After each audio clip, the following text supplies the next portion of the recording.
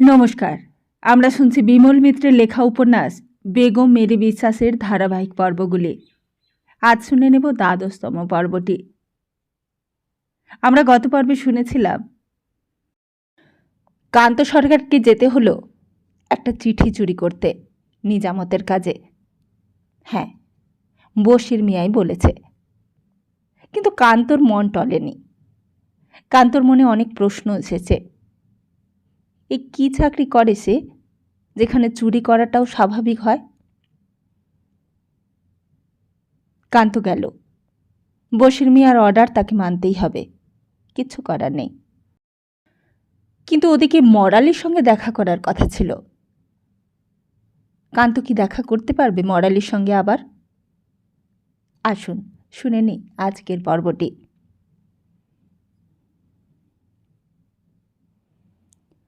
বেশ বর্ধিষ্ণু লোক মধুসূদন কর্মকার। দোকানটা বেশ সাজানো, গোবর দিয়ে পরিপাটি করে নিকানো দেওয়া। চালের বাতা থেকে শিকের ওপরে কয়েকটা চাল কুমড়ো ঝুলছে। সঙ্গে উনি কে? উনি আমার পথের সঙ্গী কান্তবাবু, কান্ত সরকার মশাই। চকলা বর্ধমানের বড় চাত্রা গ্রামে বাড়ি। উনিও এখানে রাত্রির থাকবেন। মুর্শিদাবাদে যাবেন নিজামতের কাছারির কাজে। আজকাল রাস্তায় সৎসঙ্গী পাওয়াই সৌভাগ্যের কথা কর্মকার মশাই। এবার হাতিয়ারগড়েও বেশ কাটল একটা রাত। মধুসূদন জিজ্ঞেস করলে, কীরকম?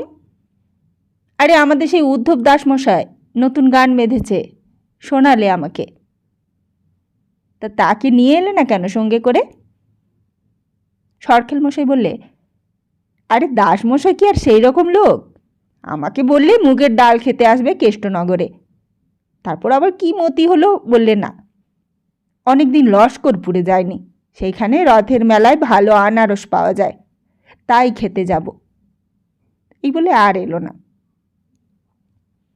সরখেল মশাইয়ের সঙ্গে কর্মকার মশাইয়ের বেশ ভাব বোঝা গেল।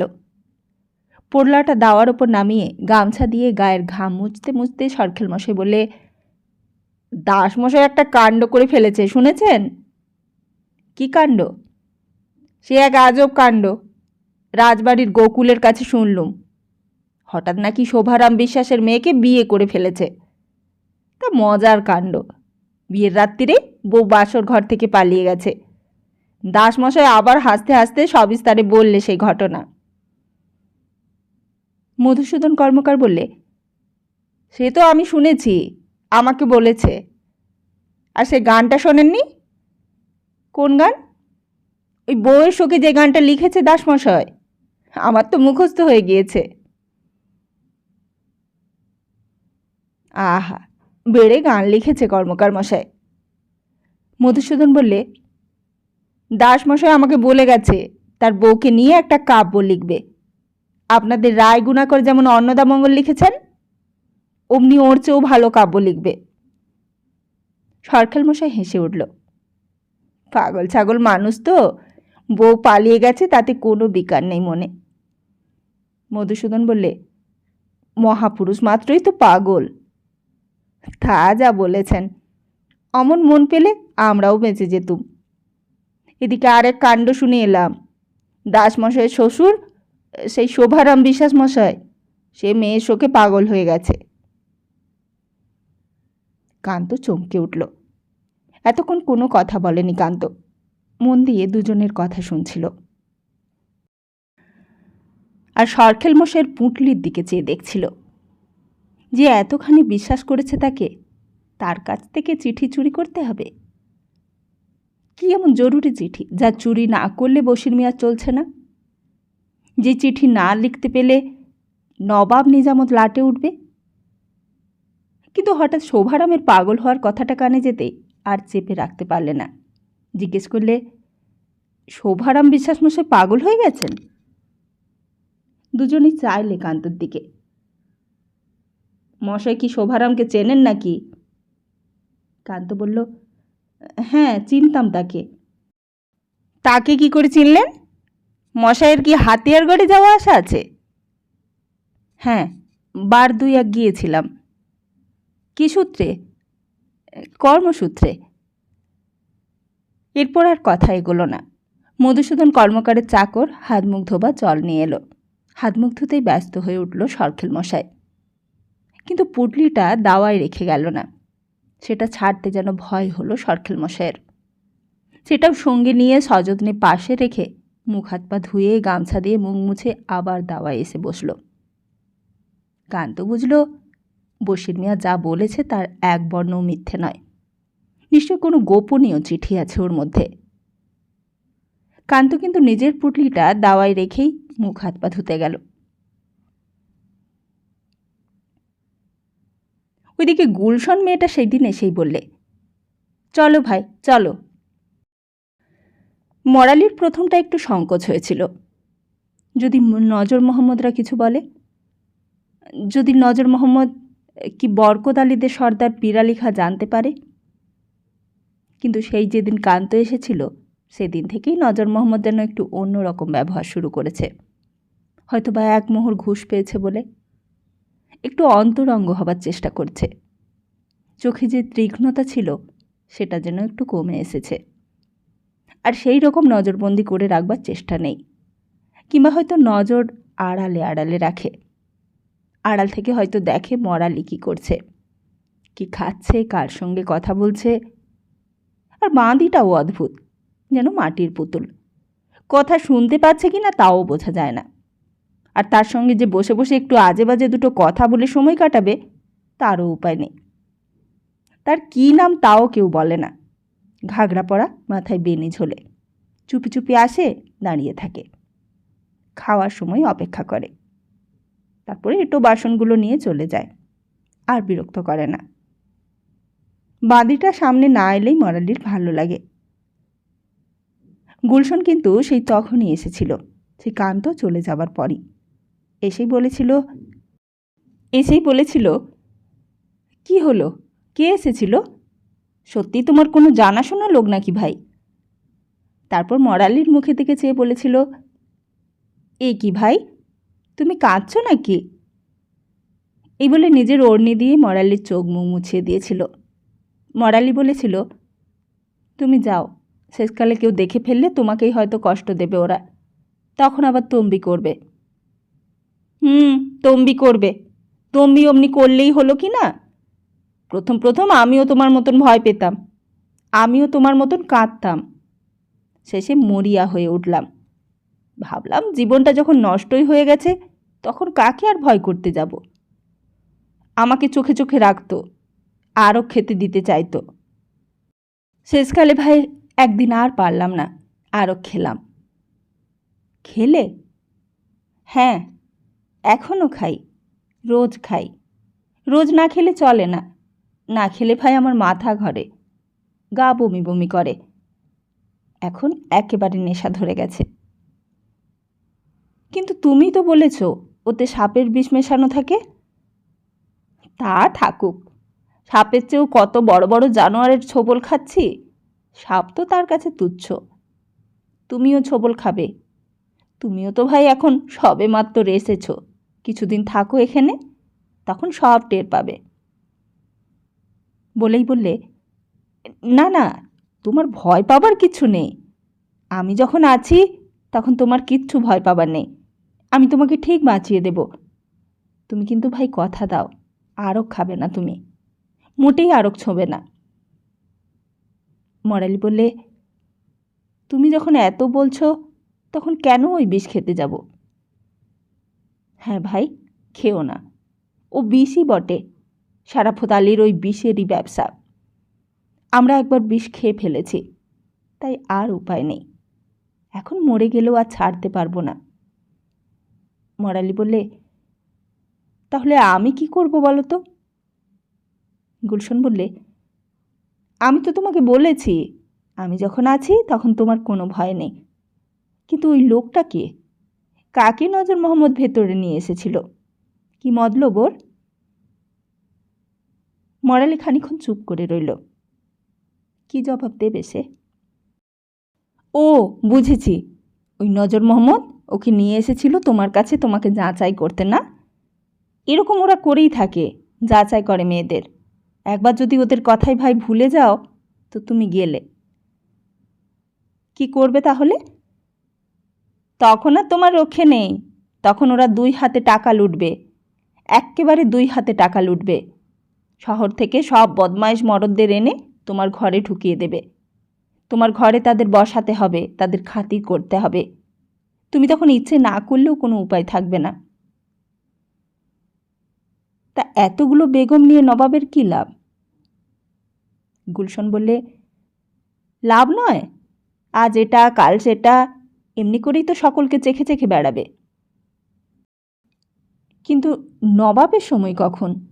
নবাব কি এই চেহেল সুতনের ভেতর আসে?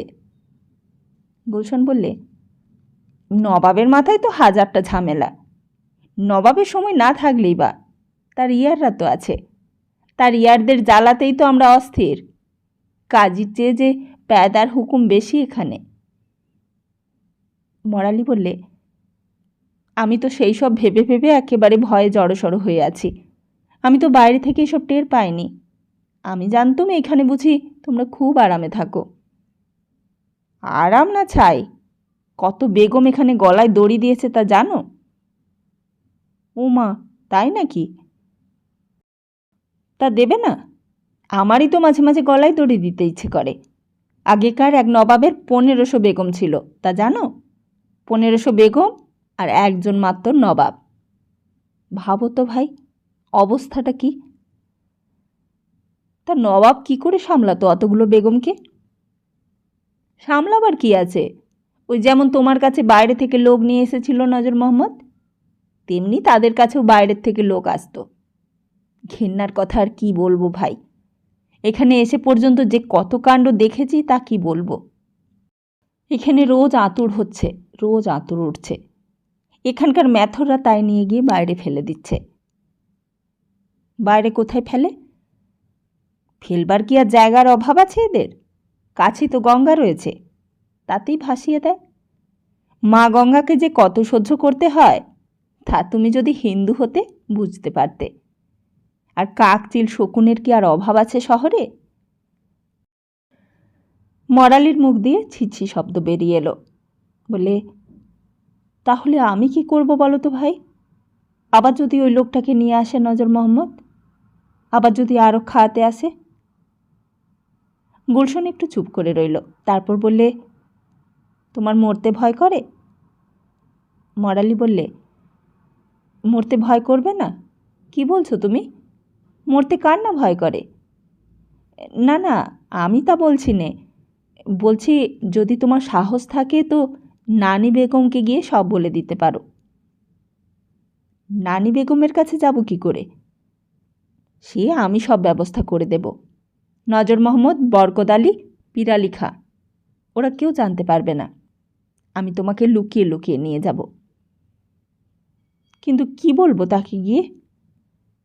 তুমি বলবে যে খোজারা তোমাকে কেবল আরও খাওয়াতে চেষ্টা করছে, বাইরের লোকেদের এনে তোমার ঘরে ঢোকাচ্ছে, এইসব বলবে। কিন্তু খোজারা যদি জানতে পারে, তারা তো আমার উপর রেগে যাবে। সেজন্যই তো বলছিলুম, তোমার মরতে ভয় করে। কেন? জানতে পারলে কি আমাকে মেরে ফেলবে নাকি? ও মা, তা মারবে না? তুমি তাদের নামে নালিশ করবে আর তারা মুখ বুজে সব সইবে? কত মেয়েকে ওরা ওই রকম মেরে ফেলেছে যে। তা কেউ কিছু বলে না ওদের? ওদের ধরে কেউ গারদে পড়ে না? গুলশন বললে, তাহলে তুমি এতক্ষণ ছাই বুঝেছ।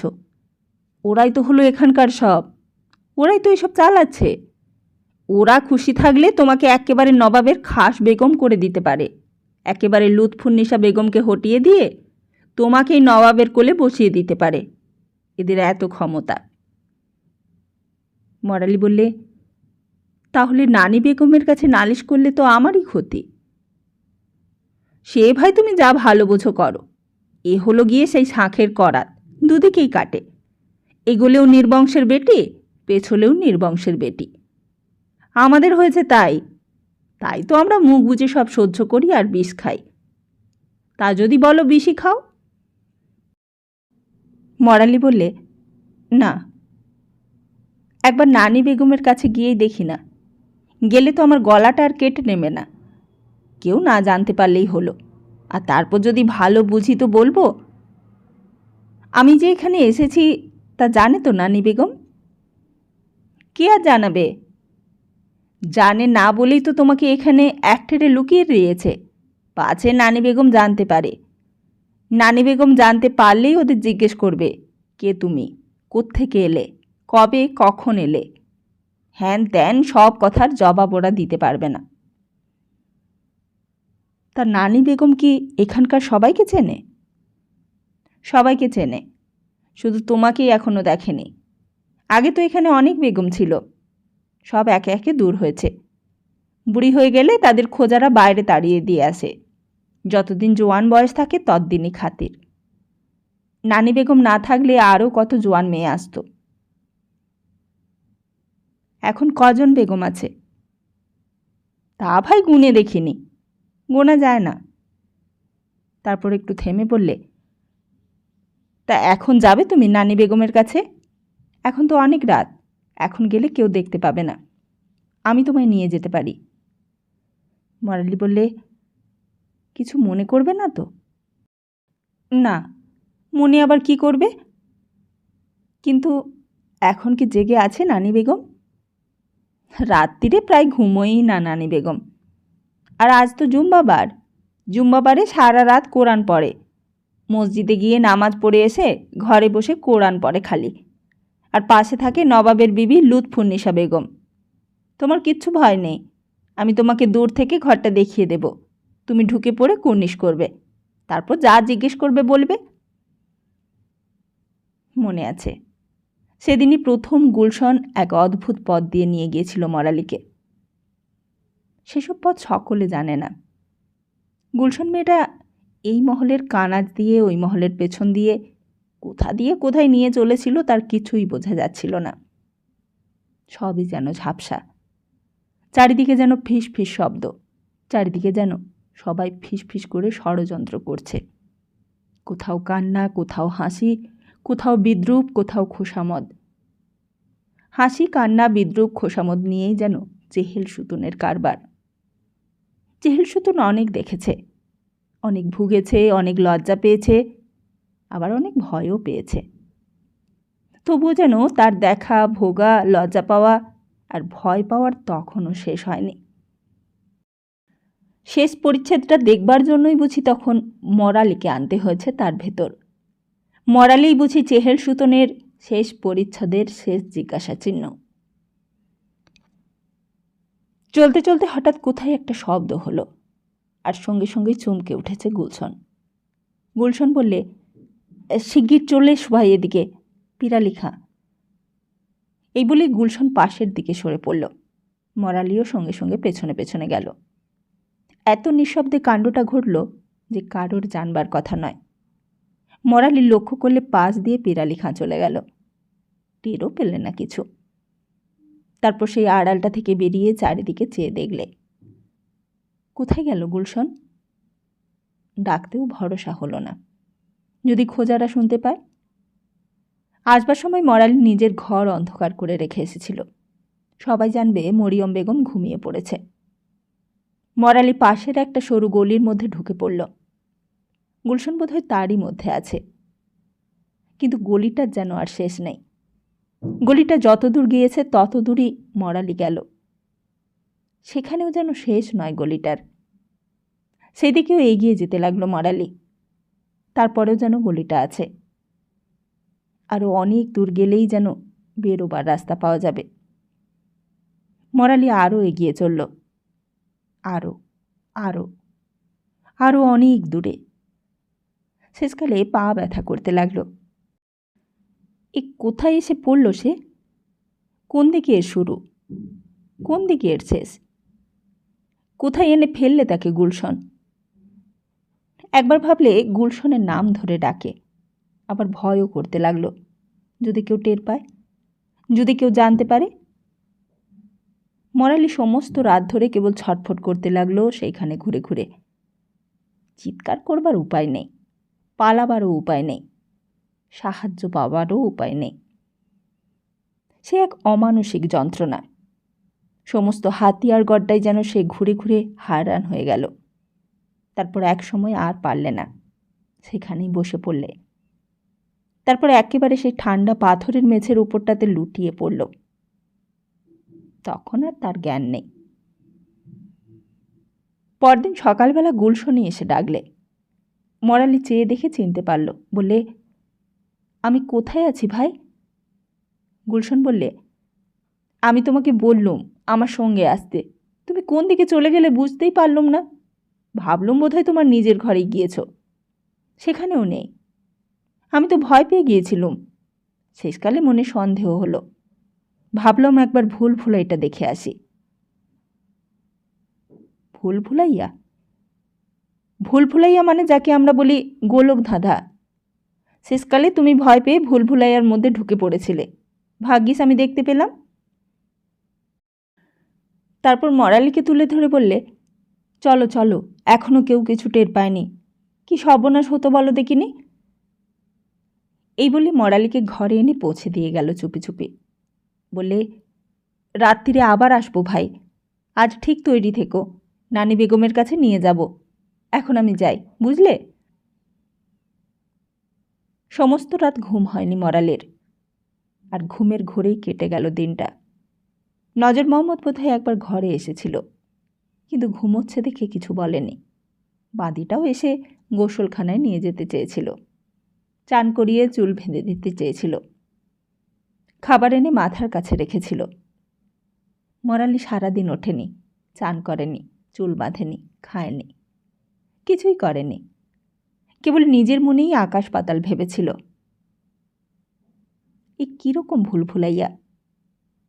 তার জীবনটার মতোই যেন ভুল ভুলাইয়ার জালে জড়িয়ে পড়েছিল সে। কোথায় হাতিয়ারগড় আর কোথায় এই ভুল ভুলাইয়ার গোলক ধাঁধা। একদিনের মধ্যেই যেন সমস্ত জীবনটা তার গোলক ধাঁধায় জড়িয়ে গেল।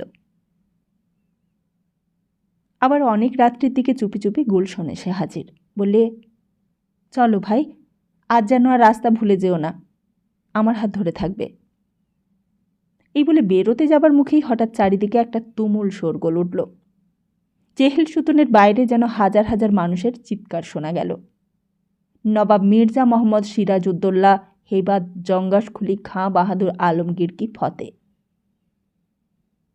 আর সঙ্গে সঙ্গেই দুমদাম শব্দে আতশবাজি ফুটতে লাগল। হাওয়াই বাজি আকাশের গায়ে উঠে গিয়ে ফুলছুরি ফুটিয়ে তুলতে লাগল। চেহেল সুতনের ভেতরেও যেন দৌড়াদৌড়ি শুরু হলো। যারা ঘুমিয়ে পড়েছিল তারা জেগে উঠেছে। জেগে উঠে বাইরে এসে আকাশের দিকে চেয়ে দেখতে লাগল। নহবতখানায় ইনসাফ মিয়া মুলতান রাগে সুর ধরল। ছোট সাকরেদ ডুগি তবলায় চাটি দিয়ে বলে উঠল, বহুত আচ্ছা মিয়া সাহেব, বহুত আচ্ছা। চেঁচামেচি শুনেই গুলশন মরালির হাতটা ছেড়ে দিয়েছে। খানিকক্ষণ কান পেতে রইল বাইরের দিকে। তারপর বললে, সর্বনাশ হয়েছে ভাই, নবাব ফিরে এসেছে। তুমি দরজায় খিল দিয়ে শুয়ে পড়ো, আমি এখন যাই। এই বলে নিঃশব্দে পাশের গুপ্ত দরজা দিয়ে অদৃশ্য হয়ে গেল। ওইদিকে মধুসূদন কর্মকারদের দোকানের পেছন দিকে সরখেল মশাই তখন নাক ডাকিয়ে ঘুমোচ্ছে। মোল্লাহাটি নিঝুম হয়ে এসেছে। সেই সকালে এসে পর্যন্ত অনেক খাতির করেছে সরখেল মশাই। বলেছে, এই মোল্লাহাটিতে আর কী বা খাবার জিনিস আছে, একবার দয়া করে আমাদের কেষ্টনগরে যাবে, এমন সরবাজা খাওয়াবো যে ভুলতে পারবে না। সারাদিনই খাবার গল্প করেছে, নিজের হাতে রান্না করেছে, কিন্তু হাতির পুটলিটা একবারও হাতছাড়া করেনি। বড় সাবধানী মানুষ সরখেল মশাই। রাত্রির বেলা সরখেল মশাই নাক ডেকে উঠতেই কান্ত আস্তে আস্তে উঠল। পুটলিটাকে বালিশ করে শুয়েছিল সরখেল মশাই, কিন্তু ঘুমের ঘোরে বালিশ থেকে মাথা সরে গেছে। কান্ত আস্তে আস্তে পুটলিটা টেনে নিয়ে তার ভেতরে হাত পুড়ে দিলে। ওপরেই ছিল তেল চিটচিটে গামছাখানা, তার নিচে একটা ফেরো ঘটি, তার নিচে পানির ডিবে, চকমকি পাথর একটা, আর তার নিচে খড়ম জোড়া। একে একে সবগুলো বার করলে। বশির মিয়া বলেছিল একটা চিঠি থাকবেই, হাতিয়ারগড়ে রাজার নিজের হাতে লেখা চিঠি, মহারাজ কৃষ্ণচন্দ্রকে লেখা জরুরি চিঠি। বাইরে কোথায় একটা কুকুর ঘেউ ঘেউ করে ডেকে উঠল, আর সঙ্গে সঙ্গেই ভয় পেয়ে সরে আসতে গিয়ে পানির ডিবেটা হাত থেকে পড়ে গিয়ে ঝনঝন আওয়াজ করে উঠল। কিন্তু না, সরখেল মশাইয়ের ঘুম বড় গাঢ়। একবার শুধু পাশ ফিরে শুলেন। ঘুমের ঘরে পুডলিটার কথাও আর মনে পড়ল না। কান্তর কেমন যেন মনে হতে লাগলো, এ কি করছে সে? চাকরির জন্য চুরি করতে যাচ্ছে সে? পুঁটলিটা তলার দিকে একটা চিঠি বেশ ভাঁজ করে রাখা, সেখানে নিতে গিয়েও কেমন যেন হাতটা কেঁপে উঠল তার। কেন সে চিঠিটা চুরি করবে? বশির বলেছে নবাবের কাজ, আর নবাব মানেই ভগবান। যে ভগবানকে সে রোজ ডাকে সে ভগবানই কি নবাব? কিন্তু ভগবান তো কোনো অন্যায় করে না। নবাব কেন অন্যায় করে? কেন হাতিয়ারগড়ে রানী বিবিকে নিজের চেহেল সুতনে নিয়ে আসে ভোগের জন্যে? নবাবের রাজ্যতে কেন এত অত্যাচার? সারাফত আলী তাহলে কেন হাজি মোহাম্মদের বংশকে দিনরাত অভিশাপ দেয়? কিন্তু আবার মনে হলো, নবাব যদি অত্যাচার করে তো তার ফলভোগ নবাবই করবে। সে অন্যায় করবে কেন? আর তার অন্যায়ের ফলভোগ তো তাকেই করতে হবে। বাইরে কুকুরটা আবার ডেকে উঠল, কিন্তু না, এইবার সরখেল মশাই আর পাশ ফিরলে না। কান্ত আস্তে আস্তে ভাঁজ করা কাগজটা হাতে ঢুকিয়ে নিলে। বাইরের দাওয়ায় মালসায় ঘুঁটের আগুন জ্বলছিল, সেইখানে এসে দাঁড়ালো। সামনেই মুর্শিদাবাদের রাস্তাটা সোজা চলে গিয়েছে। এত রাত্রে রাস্তায় বেরোতে ভয় করতে লাগলো। চিঠিটাকে নিয়ে হাতের মুঠোয় রাখলে, তারপর নিজের পুডলিতে পুরল। আর একটু ভোর হলেই এখান থেকে হাঁটা দিতে হবে, মধুসূদন কর্মকার উঠবার আগে। কিন্তু একটা অদ্ভুত ইচ্ছে হলো, তার মনকে আচ্ছন্ন করে দিল সেই ইচ্ছে। চিঠিটার ভেতর কি লিখেছে হাতিয়ারগড়ের রাজা? কি এমন লিখেছে যার জন্য তাকে পাঠাতে হলো এই মোল্লাহাটিতে? চারিদিক নিঃসাড়। কান্ত আগুনের মালসাটার কাছে এলো, তারপর চিঠিটা বার করলে পুরলি থেকে। তারপর ভাঁজ খুলে সেই অল্প আলোয় পড়তে লাগল। শিল শ্রীযুক্ত নবধিপাধিপতি মহারাজ কৃষ্ণচন্দ্র মজুমদার, নৃপতি বরেশ, আপনার পত্রবাহক মারফত আপনার পত্রটি পাইলাম। আপনি যে দোষে আমাকে দোষান্বিত করিয়াছেন, আমি সেই দোষে দুষ্ট নহি। আমিও আপনার মতোই নবাবের পতনাকাঙ্ক্ষী। আপনার মতোই আমিও মনে প্রাণে নবাবের নিপাত কামনা করি। অপিচ আপনার শরণাপন্ন হইয়া আমি আমার এই অভিপ্রায়ই ব্যক্ত করিয়াছিলাম। কিন্তু আপনি ভুল শুনিয়াছেন।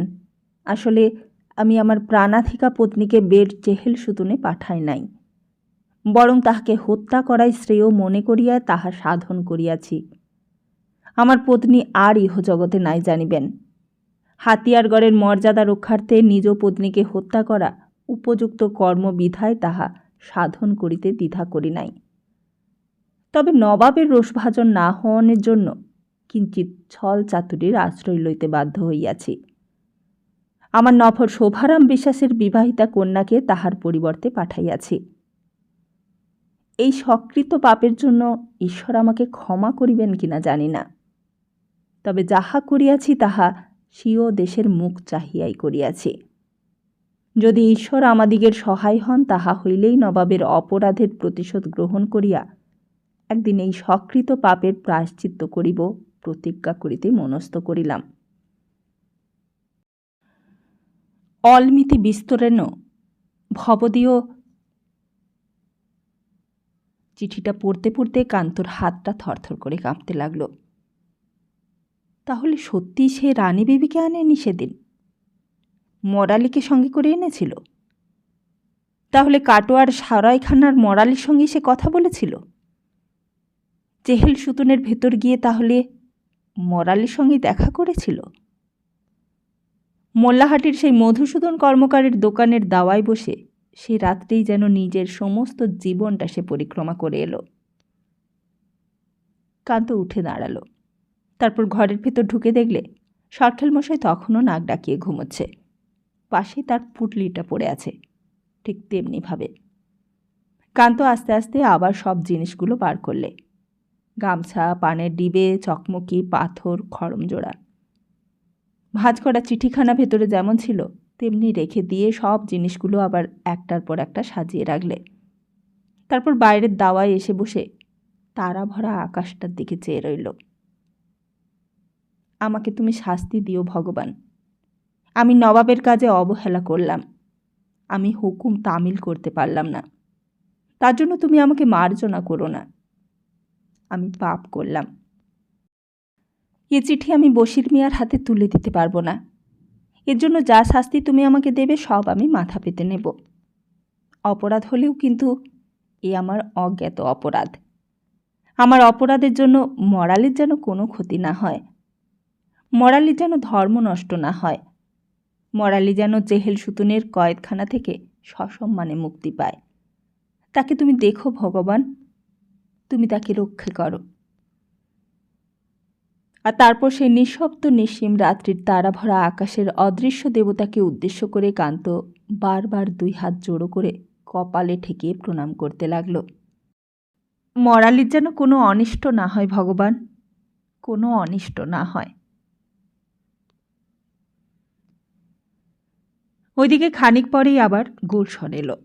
চারিদিকে তখন বেশ ব্যস্ততা, সমস্ত চেহেল সুতনের বেশ সাড়া পড়ে গেছে। সাজো সাজো রব উঠেছে মহলে মহলে। নানি বেগমের ঘরেও খবরটা দিয়ে এসেছিল পিরালি খাঁ। কলকাতার লড়াই ফতে করে এসেছে নবাব। সঙ্গে এনেছে হলওয়েল সাহেবকে, উমিচাঁদ, রাজবল্লভ, কৃষ্ণবল্লভ, সবাইকে। তাদের কোথায় এনে রেখেছে? পিরালি বললে, মতি ছিলে বেগম সাহেবা, নিয়ামতের কাছে খবর পেয়েছি। চেহেল সুতনে আসবে না মির্জা? মালুম নেই বেগম সাহেবা। কেউ জানে না নবাবের কি মর্জি, খোদাও বলতে পারে না নবাবের কি মতিগতি। কিন্তু তা না বলতে পারুক, তৈরি সকলকেই থাকতে হয়, সকলকেই সেজে গুজে আসর গুলজার করবার জন্য তৈরি থাকতে হয়। কিংবা হয়তো কারোর ডাক পড়বে, হয় তক্কি বেগম, নয় ববু বেগম, নয় বা গুলশন বেগম। যার ডাক পড়বে সে সেদিন বড় ভাগ্যবতী, তার ভাগ্য এক রাত্রের জন্য ফিরে যাবে। নবাবকে যদি খুশি করতে পারে তা সে যে কোনোভাবেই হোক, হয় গান শুনিয়ে, নয় বীণা বাজিয়ে, নয়তোবা নিচে। তার হাতে আকাশের চাঁদ নেমে আসতে পারে। সবই নির্ভর করছে নসিবের ওপর। চেহেল সুতুনে যখন যার নসিব খুলেছে সে রাতারাতি মুর্শিদাবাদের মসনদ পেয়ে গেছে। আগে একবার পেয়েছিল ফৈজি বেগম, একটা মুঠোর মধ্যে ধরা যেত তার কোমরটা। তার একটা কথায় মুর্শিদাবাদের যে কোনো মানুষের গর্দান যেত। আলীবর্দীর আমলেও ফৈজির মুখের কথাই ছিল নবাবের মুখের কথা। ফৈজির জন্য তানজাম তৈরি থাকতো দিনরাত। সে যেখানে খুশি যাবে, যেখানে খুশি বেড়াবে, তার জন্য কাউকে কৈফিয়ত দেবার পরোয়া ছিল না তার। কিন্তু বড় বার বেড়েছিল সে, মুখের ওপর যাকে তাকে যা তা বলতো। নবাবের মাকেই একদিন যা তা বলে বসল ফৈজি, আর সেই দিন উঠতি নবাবজাদা সে অপমান আর সহ্য করেনি। ওই যে দেখছো উঠোনের ওই পাশের ঘরটা? মরালি দেখেছিল সেটা। উঠোনের উল্টো দিকে একটা ছোট ঘর, দরজা নেই, জানালা নেই, ঘুলঘুলি নেই, কিচ্ছু নেই। চারদিক থেকে ইঁট দিয়ে থরে থরে গাঁথা। দেখলেই মনে হয় যেন চেহেল সুতনের একটা আর্তনাদ ওইখানে জোয়া হয়ে বন্দী হয়ে রয়েছে। জলে, রোদে, শীতে সেই আর্তনাদ বছরের পর বছরের পরিক্রমায় নির্জীব নিষ্প্রাণ হয়ে পাথরে পরিণত হয়েছে। ওই তো ফৈজি। নবাবজাদা রাগ করে একদিন ফৈজিকে ওইখানে রাজমিস্ত্রি ডেকে ইঁট দিয়ে চারিদিক থেকে গেঁথে দিয়েছিল। কেন? নবাবের মা তুলে কথা বলেছিল যে সে। মরালি বললে, তা নবাবের মাও কি ওই রকম নাকি? গুলশন বললে, সবাই তো ওই রকমই, বাদরা কে আছে? নানি বেগমের মেয়েরা কেউ ভালো নয় জানো। একটা করে রাত কাটাবার লোক কারোর বাকি নেই। জামাইরা সব বাইরে বাইরে ষড়যন্ত্র করে বেড়াচ্ছে। কার কাছ থেকে টাকা মেরে দেওয়া যায় সেই চেষ্টা করছে, আর মেয়েরা বাড়ির ভেতর বসে ওই করছে। বড় জামাই নোয়াজেশ মোহাম্মদ সাহেব, সে তো কেবল এই মুর্শিদাবাদেই পড়ে থাকতো শ্বশুরের কাছে, আর মেয়ে পড়ে থাকতো ঢাকায়। সেখানকার দেওয়ানের সঙ্গে তার লটঘটি চলত। কে দেওয়ান? ওই যে কেষ্টবল্লভের বাবা রাজা রাজবল্লভ, ওই যাকে কলকাতা থেকে ধরে নিয়ে এসেছে নবাব। সে বড় মেয়েই তো হলো সব কিছুর মূল। তাকে তো ধরে রেখেছে এখানে, কারোর সঙ্গে কথা বলতে দেয় না, ঘরের বাইরেও বেরোতে দেয় না। নবাবজাদি হওয়ার এই তো সুখ। গুলশন মেয়েটা অনেক রাতে লুকিয়ে লুকিয়ে আসত, আর চুপি চুপি অনেক কথা গল্প করত। বোধহয় নেশা করত। নেশার ঘরে আর চুপ থাকতে পারত না। মরালির বিছানায় শুয়ে শুয়ে অন্ধকারে মরালিকে জড়িয়ে ধরত, মরালিকে আদর করত, গালে মুখে ঠোঁটে চুমু খেত। আদরে আদরে একেবারে ভাসিয়ে দিত মরালিকে। বলতো, তোমায় আদর করছি বলে কিছু মনে করো না যেন ভাই। মরালি গুলশনের আদরে আদরে আড়ষ্ট হয়ে উঠত। গুলশন বলতো, তুমি যদি ব্যাটা ছেলে হতে খুব ভালো হতো ভাই, দুজনে বেশ একসঙ্গে এমনি করে জড়াজড়ি করে শুয়ে থাকতুম। মরালি প্রথম প্রথম লজ্জায় কিছু বলতে পারত না। নতুন জায়গায় এসেছে, তখনও কারোর সঙ্গে জানাশোনা হয়নি। কেমন যেন ভয় ভয় করত কিছু বলতে। একদিন আর পেরে উঠল না, গুলশনকে ঠেলে সরিয়ে দিলে, বললে, তুমি নেশা করেছ, আমার কাছ থেকে চলে যাও। গুলশন কিছু কথা বললে না, গুম হয়ে মাথা নিচু করে রইল। তারপর বললে, ঠিক আছে, আমি আর তোমার কাছে আসব না, আমি চললুম। অল্প আলোয় মরালি দেখলে গুলশনের চোখ দিয়ে ঝরঝর করে জল পড়ছে। মনে বড় কষ্ট হলো। এমন করে কষ্ট দেওয়া উচিত হয়নি মেয়েটাকে। কাছে গিয়ে বললে, তুমি কেঁদো না ভাই, আমি বুঝতে পারিনি। গুলশন মরালির হাতটা ছাড়িয়ে নিলে। তার বোধহয় তখন চৈতন্য হয়েছে। একেবারে ফুপিয়ে ফুপিয়ে কেঁদে উঠল। বললে, তুমি ঠিক করেছো ভাই, আমাকে তুমি তাড়িয়ে দিয়ে ভালোই করলে। আমি আর আসবো না তোমার কাছে, কথা দিচ্ছি, আর আসবো না। এই বলে চলেই যাচ্ছিল, কিন্তু মরালি ছাড়ল না। বললে, কেন কাঁদছো তুমি? গুলশন বললে, তুমি যদি ভাই আমাদের কষ্টটা জানতে, আজকে আমাকে এমন করে অপমান করতে পারতে না। তা অপমান করেছো, ভালোই করেছো। আমার আগেই জানা উচিত ছিল তুমি মুসলমান আর আমি হিন্দু মেয়ে। মরালি বলেছিল, ছি, তুমিও শেষকালে আমাকে ভুল বুঝলে? আমি কি তাই বলেছি? গুলশন বললে, না ভাই, আমি ঠিক বুঝতে পারিনি। এই চেহেল সুতনের ভেতর থেকে থেকে আমি একেবারে পাথর হয়ে গেছি। তাই ভালোবাসার কাউকে পেলে একেবারে বদতে যাই আমরা। কেউ ভালোবাসলে আমরা কিন্তু, আমায় ঠিক শিক্ষা দিয়েছ তুমি। আমি আর এমন কাজ কখনো করব না। বলতে বলতে সেই যে ফস করে গুলশন চলে গিয়েছিল, আর আসেনি। একদিন নানি বেগমের সঙ্গে দেখা করবার জন্য দুইজনে চলতে গিয়ে ভুলভুলাইয়ার মধ্যে আটক হয়ে গিয়েছিল। তারপর নবাব এসে পড়াতে আর কিছুই করা হয়নি। গুলশনও আগের মতন রাত্রে আর আসে না। সেই যে সে রাগ করে চলে গেছে, আর তার দেখা নেই। কেন সে অমন করে বলতে গেল? সেই দিন রাত্রে আস্তে আস্তে ঘর থেকে মরালি বেরোলো। কোথায় কোন মহলে গুলশন থাকে সে জানে না। তবু যদি তার দেখা পাওয়া যায়, গিয়ে ক্ষমা চেয়ে আসবে তার কাছে। বাইরে সেরকমই ঝাপসা অন্ধকার। কোনো কোণে টিমটিম করে একটা আলো জ্বলছে। পথ দেখে দেখে চলতে চলতে যদি কোথাও হঠাৎ কাউকে দেখতে পাওয়া যায়, তাকেই জিজ্ঞেস করবে গুলশনের কথা। এবার চিনতে পারলে মরালি সেই ভুলভুলাইয়ার রাস্তাটা। সেটাকে এড়িয়ে আরও ভেতরে চলে গেল। অনেক হাসি, অনেক গান চলছে কোথাও। মরালি সাবধানে পা ফেলে ফেলে এগিয়ে যেতে লাগল। চেহেল সুতুন নয়, এও যেন একটা ছোটোখাটো হাতিয়ার গড়। মাথার উপর একটা ছাদ, আশেপাশে বারান্দা ঘর। একটা ঘরের সামনে এসে চুপ করে দাঁড়ালো মরালি। মনে হলো ভেতরে যেন আলো জ্বলছে। আর আলো যখন জ্বলছে, তখন ভেতরে যে আছে সে নিশ্চয়ই জেগে আছে। মরালি অনেকক্ষণ ধরে দাঁড়িয়ে রইল সেখানে। যদি কেউ জিজ্ঞাসা করে সে কে, তাহলে কি উত্তর দেবে সে? আশেপাশে চারিদিকে চেয়ে দেখলে মরালি, বরকত আলী কিংবা নজর মোহাম্মদরা যদি কেউ দেখতে পায় তাহলে হয়তো বিপদ হতে পারে। মরালি আস্তে আস্তে দরজায় টোকা মারলে। ভেতর থেকে মেয়েলি গলা সাড়া এলো, কে? আর তারপর দরজাটা খুলে গেল। মরালি ভেবেছিল দরজা খুলে হয়তো দেখবে গুলশনকে, কিন্তু এ অন্য আরেকজন। যে দরজা খুলে দিলে সে চিনতে পারলে না মরালিকে। একজন বাঁদি।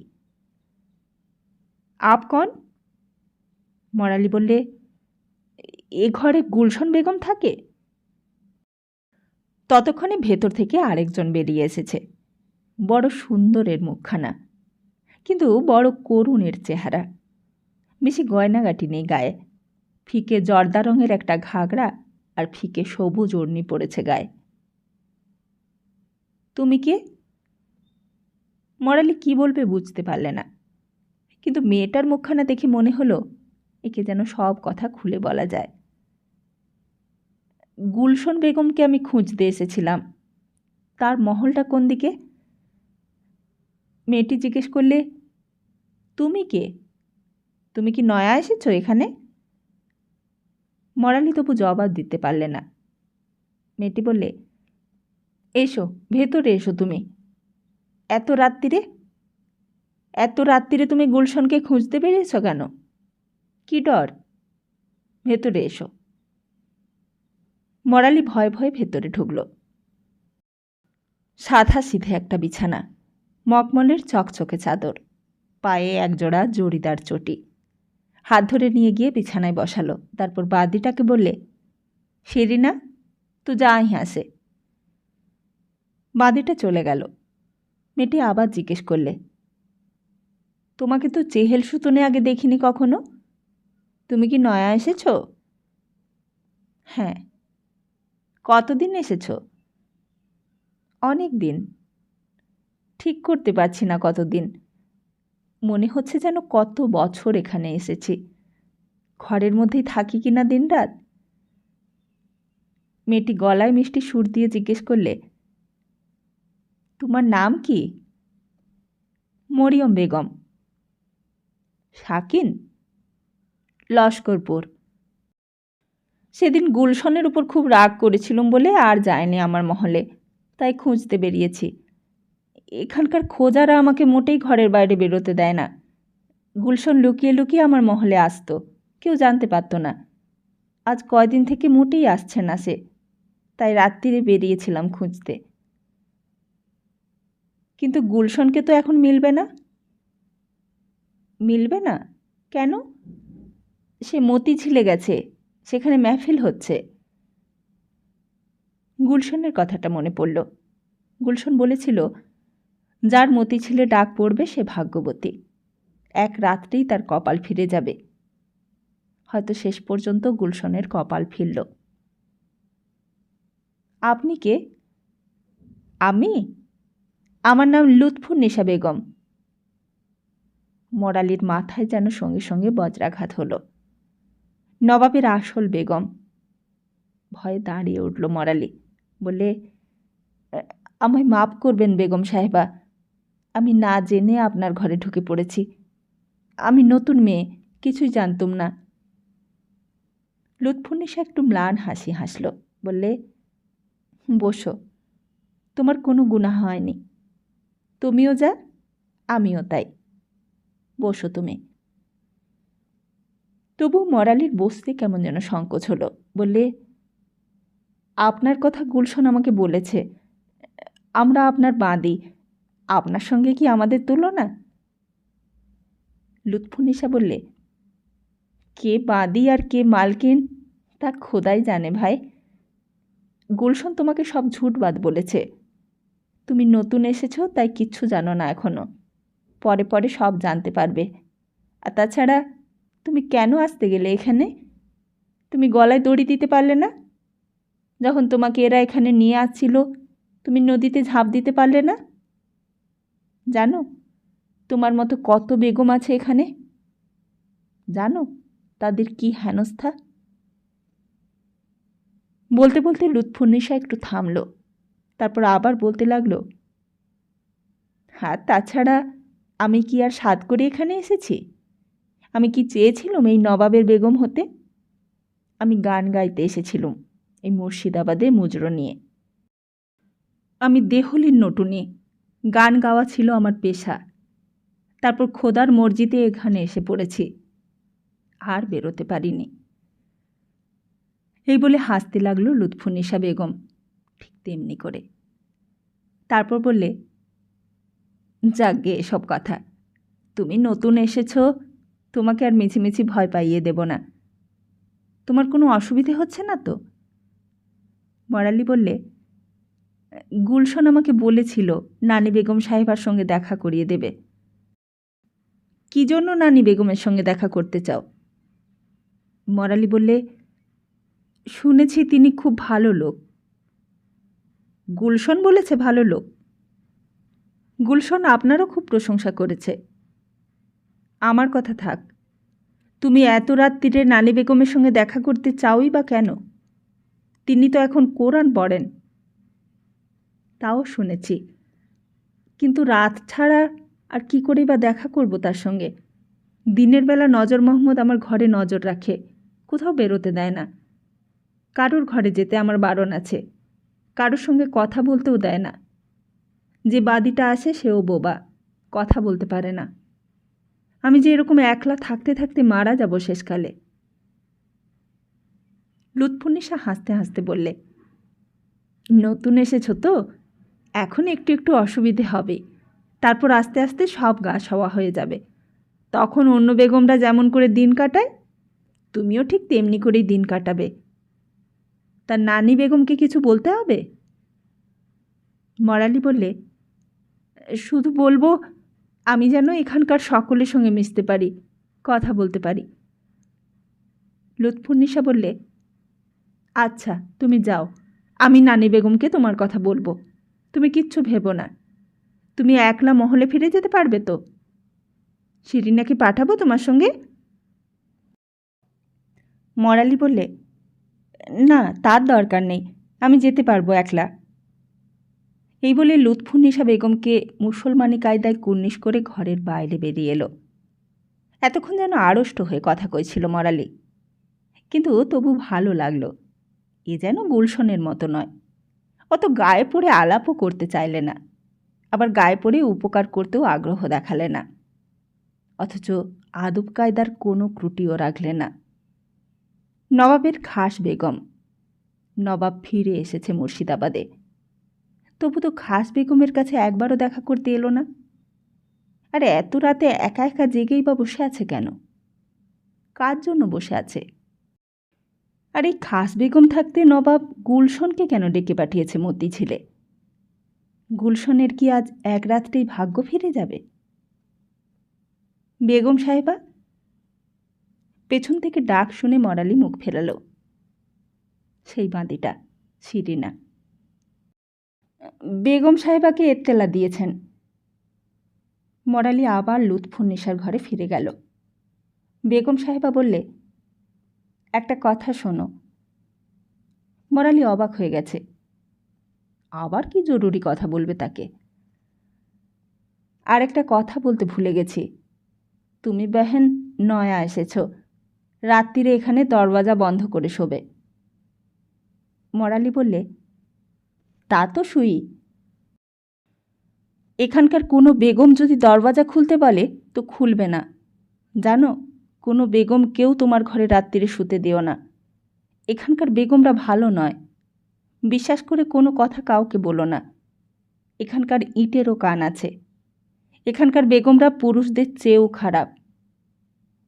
যাও। মরালি হতবাক হয়ে গেল কথাগুলো শুনে। তারপর যেমন এসেছিল তেমনি আবার ঘর থেকে বেরিয়ে এলো। তারপর রাস্তা চিনে চিনে নিজের মহলের কাছে আসতেই দেখলে নজর মোহাম্মদ ঘরের সামনে রোয়াকের ওপর দাঁড়িয়ে রয়েছে। নজর মোহাম্মদকে দেখেই বুকটা হুট করে উঠল। যদি বকে, কিন্তু না, কিছুই বললে না। মরালি নিঃশব্দে নিজের ঘরে ঢুকতে গিয়েই যেন সাপ দেখে এক হাত পিছিয়ে এলো।